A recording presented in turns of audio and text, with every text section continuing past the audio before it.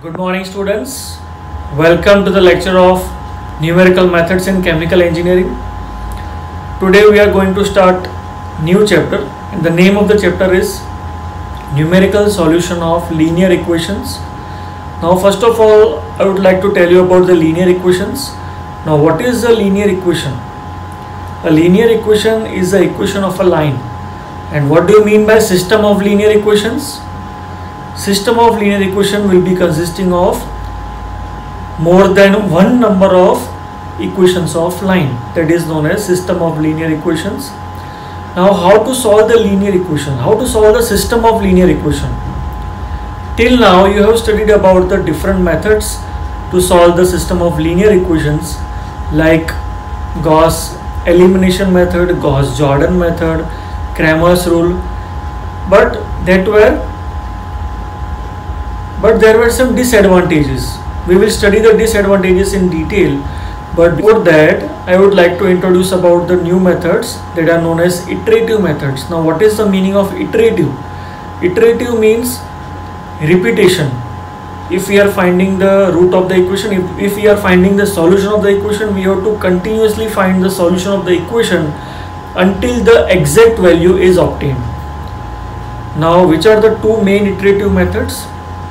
The two main iterative methods that we have to study in this chapter are Gauss-Jacobi method and Gauss-Seidel method. Okay, simultaneous linear equations are very much important for the field of science and engineering. Till now we have studied about the Gauss elimination method. There are some drawbacks of Gauss elimination method, like round-off errors are occurring in the Gauss elimination method. Then there are some more disadvantages also, like divide by zero error. If the element at A11 position will be 0, then there will be divide by zero error. So due to this type of errors, we are not using Gauss elimination to find the exact root of the equation, to find the exact solution of the equation, and for that purpose we are using Gauss-Seidel and Gauss-Jacobi. Okay, as I told you, there are two methods, Gauss-Seidel and Gauss-Jacobi. There are some disadvantages of Gauss-Seidel also. See, there are pros and cons of every method. Like Gauss-Seidel method is faster than Gauss-Jacobi, but Gauss-Seidel is not applicable to the system of equations. Okay, let us start with Gauss-Jacobi method. This is the first iterative technique. It was invented by Gauss-Jacobi. Okay. Now, initially, before starting the method, we have to assume two things. Which are the two things?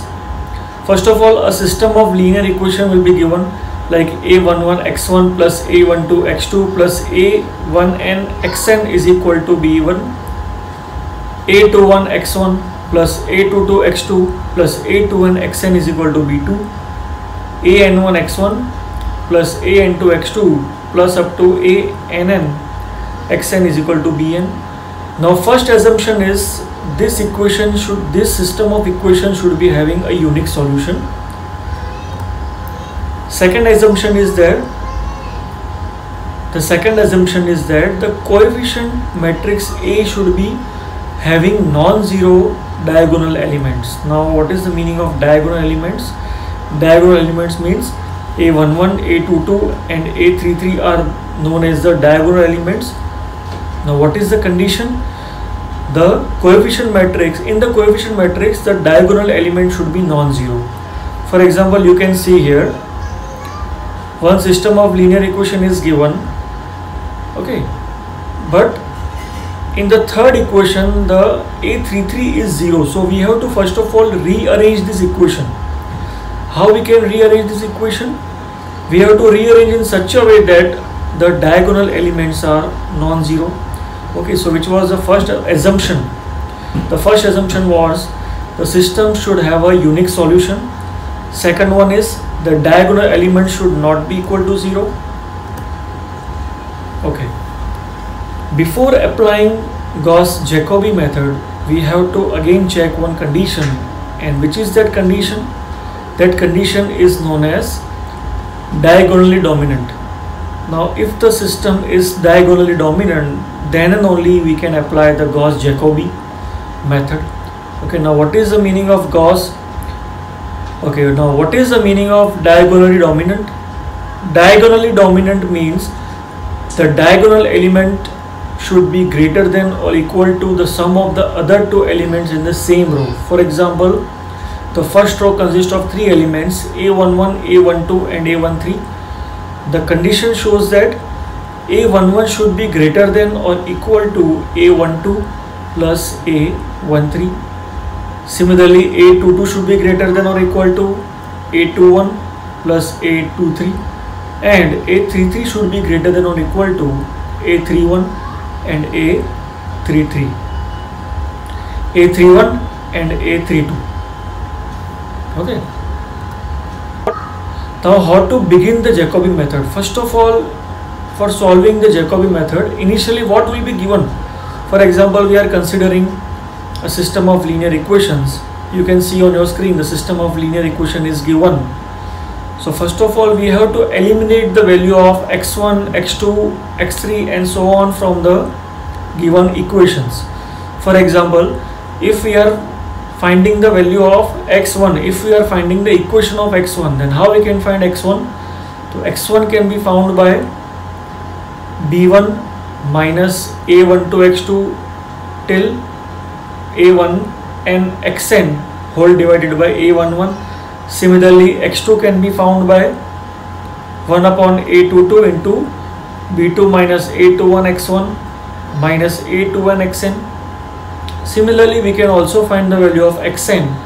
What will be xn? The xn is equal to 1 upon ann, that is the last element, bn minus an1 x1 up till an minus 1 into xn minus 1.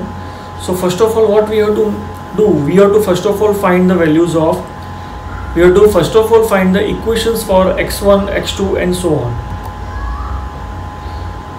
Now next is we have to assume the initial approximations. Now basically we are assuming the initial approximations as 0, 0, 0. Here we have given the names as x1 0, x2 0, x3 0 up to xn 0. Right. So if you want to find the value of first approximation, then it is denoted by x1 1. How we can find x1 1? So in the formula of x1 we have to just place the initial values. To find x1 1 we have to use the initial values of x2, x3 and so on. For finding the value of x2 1, that is we have to find the first approximation, then we have to use the initial values like x1, x3 0, x1 0 and so on. So what we are doing to find the value of the present stage, we are using the value of the previous stage. Okay, to find the value of the present approximation we have to use the value of the previous approximation, right? Similarly, in this way we can find the next approximation. The next approximation second can be found by using the values of the first approximation. First approximation values are x21, x31 and so on. Okay, similarly we can find the next iterations also. Okay, now when we have to stop? When we have to stop calculating the value of iterations, right? The iterations must be stopped when the consecutive values are same.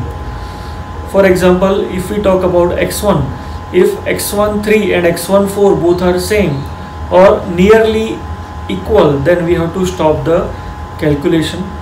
See, this is the generalized form k plus 1. If in x1 I am writing k plus 1, for k plus 1th iteration we have to use the values of kth iteration. If it is k plus 1, we are using k inside the iterations.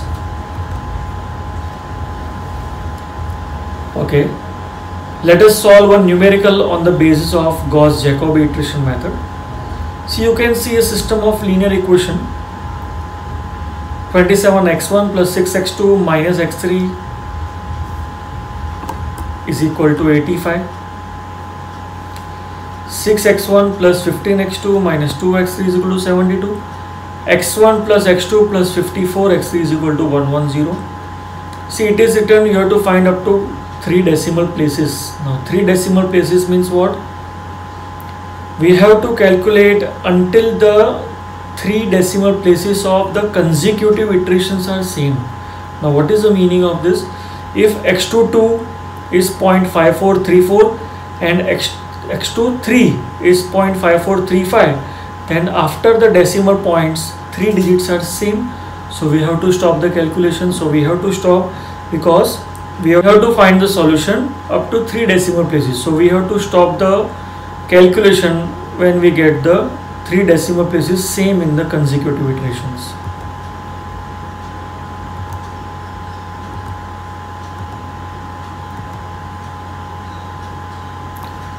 Okay, first of all we have to check whether the given system of equation is diagonally dominant or not. How we can check that? See, 27 is greater than 2 values. Similarly 15 is greater, and in the third one 54 is greater. Okay, before solving this numerical we have to first of all check whether the given system is diagonally dominant or not. How we can check it is diagonally dominant or not? See, the diagonal elements should be greater than the sum of the other 2 elements. Here 27 is greater than 6 plus 1, 15 is greater than 6 plus 2, and 54 is greater than 1 plus 1. Let's directly move to the solution of this. Okay, as I told you, first of all you have to find the formulas for x1, x2 and x3. After finding the formulas for x1, x2, x3, we have to assume the initial values of x1, x2, x3 as 0, 0, 0. So we have to start the initial value, initial approximation by 0, 0, 0. And to find the first approximation, we have to place all these values in the 3 equations of x1, x2 and x3. Now x11, that is the first approximation. How we can find that? In place of x2 and x3 we have to place 0. Similarly x21 can be found with the help of the equation in which we have to replace x1 and x3 by 0. Similarly x3 can be found by placing x1 and x2 equal to 0. So these are the values of first approximation. You can see on your screen. After solving, we have got the values as 3.14815, 4.8 and 2.03, 704. Now to find the second approximation, that is x12, x22 and x32, we have to use the values of the first approximation. Okay. See, here I have calculated all the values, and on the basis of this table you can see we are getting 3 decimal places same in the 10th and 11th approximation. Serial number 10 and 11, the approximations are 9 and 10. You can see, okay, you can see here 9th and 10, the values of the consecutive iterations, are same till 3 decimal places. So here we have to stop the calculation. So in this way we can find the final answer as x1 is equal to 2.4255, x2 is equal to 3.5730 and x3 is equal to 1.9260. Okay, so this was about Gauss-Jacobi iteration. In the next lecture we will study about the Gauss-Seidel iteration.